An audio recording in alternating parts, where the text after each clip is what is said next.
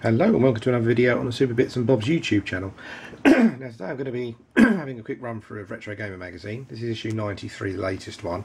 I've been a big fan of the magazine for quite some time. I've actually been buying it from issue 1, so I've got all the issues. I'm not as big a fan of the magazines I used to be. For me, from issues ranging from sort of in the 30s, 40s, 50s and 60s, that was where the magazine I think was at its best. Recently I think I've become less enamoured by some of the writing that's in there and some of the features, but the thing is that from a retro gaming point of view, you know, you can't really afford to be fussy on that front. It is one of the only magazines available. It's very well developed. You know, it's a very nice looking magazine always, and the presentation is always great, and there's always something interesting in there to read as well. Even if the particular issue doesn't contain too much that you're interested in, you'll always find something that's of interest. So yeah. What I'd like to do today is just have a quick flick through and point out some of the more interesting features. One of the reasons I'm doing this is that I have a couple of friends who buy Retro Gamer, but they don't buy it every month. They only buy it when they think when it appears as though there's a feature in there that they're gonna enjoy reading. So what I'd like to do every month maybe is have a quick flick through just to point out the interesting features and information, so that may help someone in purchasing the magazine that particular month. Obviously the big one is computer space. Pretty well written, this one, I thought. Lots of interesting information, particularly about Ted Dabney, who I think was a bit of an unsung hero in the creation of computer space. I don't think he's always credited as much as he should be. But yeah, it's very interesting. There's a lot of information about the technical difficulties as well, sort of coming up with the hardware to run the game and the sort of issues that they face. So yeah, that's very interesting. And I think it runs for about 8 pages. So yep, lots to read there. There's a picture of Nolan with the machine. And there's a little section at the end. Basically, it's some industry legends and their connections to the to computer space. Obviously, you've got Steve Bristow and Al Acorn. Can understand why those are there. And you've got Archer McLean. Nothing against Archer McLean, but I think he's only there because he managed to get hold of one of the machines. So that's computer space. And the next section I'd like to point out is the Super Nintendo Collector's Guide. Now, I wasn't so keen on this particular guide this month. I just thought it was quite basic, really, and I thought it was a bit safe as well. When you look at there's a section here that's top games to play on the Super Nintendo. And you've got your Star Wing and your Mario Kart and Super Mario Brothers and Zelda, etc. I mean, why I understand that they're trying to point out what they think are the top games that people should play on the machine. I think they're kind of doing the machine a bit of an injustice there. The games they've gone for is a bit like I don't know, picking 5 Pamela Andersons, really. You know, I mean, there are certainly some very interesting games on Super Nintendo, even on power releases. And I think they could have put something in there a bit more quirky, a bit more unusual, maybe something that people are not too familiar with and may not have played.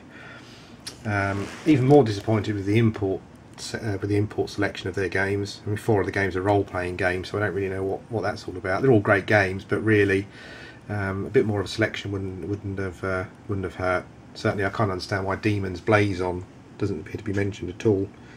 And no Super Ghouls and Ghosts either, which again, very odd, but there you go. There's a top PAL rarest games.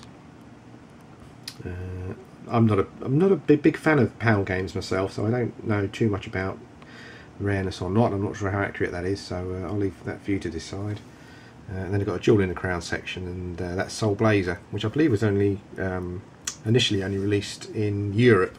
Or it was only released in Europe, and I think for some time people didn't think there was an English language version, but apparently there may be one knocking around, although I haven't read that particular page in great detail. And then at the end you've got a collector's guide.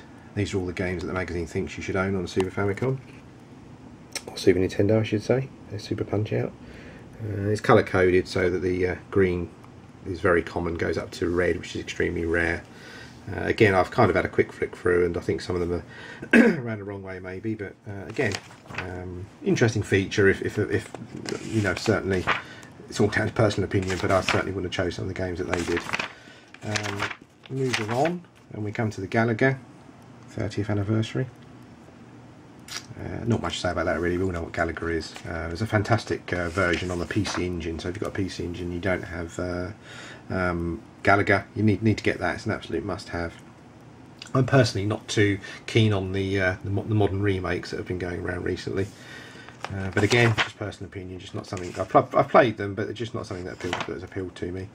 The unconverted section is always quite interesting. It's a section where they feature arcade games that weren't converted to the home. This particular feature has got Shock Troopers as a top game, and I agree with that. It's a fantastic game, Shock Troopers. If you've got access to the MVS version, or if you've got a way of playing MVS games, I would certainly go for that. It's a fantastic run and gun game. Maybe the best, possibly, other than Commando, but certainly worth a look if you've got access to Neo Geo MVS. My favourite feature this month is Corn Op Capers, mainly because it features Rastan. Now, Rastan is one of my favourite arcade games, as you've probably seen from videos. I'm a massive fan of scrolling platform games, particularly if they've got wizards and goblins and the like in. So yeah, Rastan is a great game, and I'll be playing that at some point in the future on a video. The first section here just covers the sort of history of the game, some details there on the game and what it's all about. Next page is features a guy called Cliff Reese. His name is. Apparently he's the world record holder points wise, nearly 1.5 million points, which is impressive. I never got anywhere near that ever, because it's a bastard hard game, very bloody hard, the game.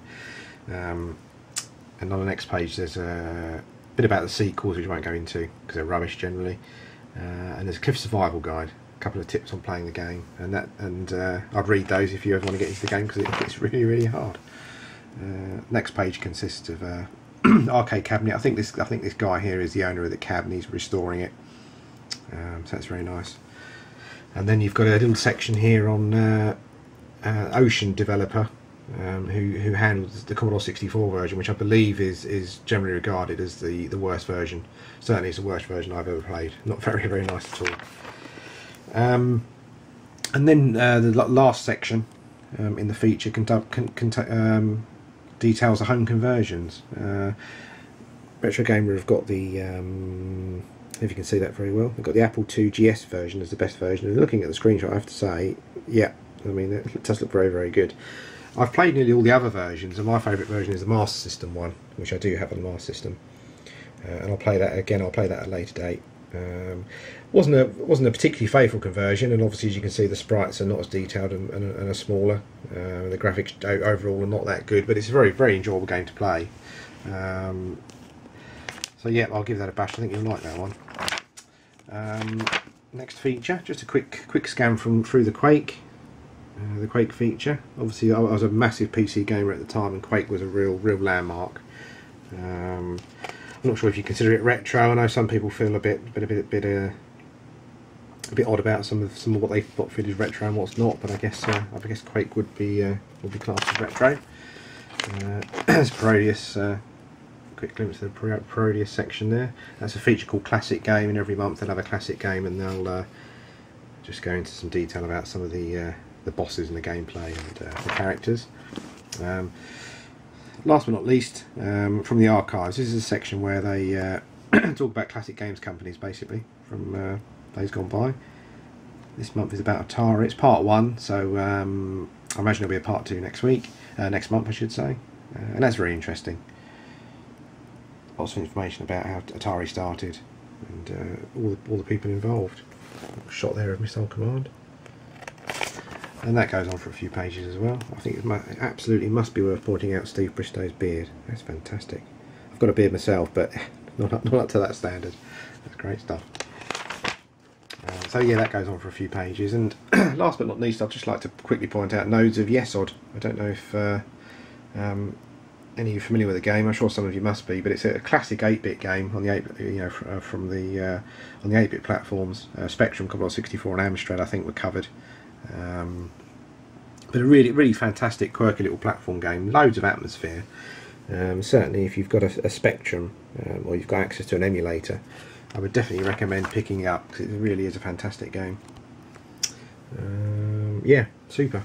So there we go, that's it for the Retro Gamer issue 93, I believe, and I'll check back in with one of these next month. Thanks a lot, bye.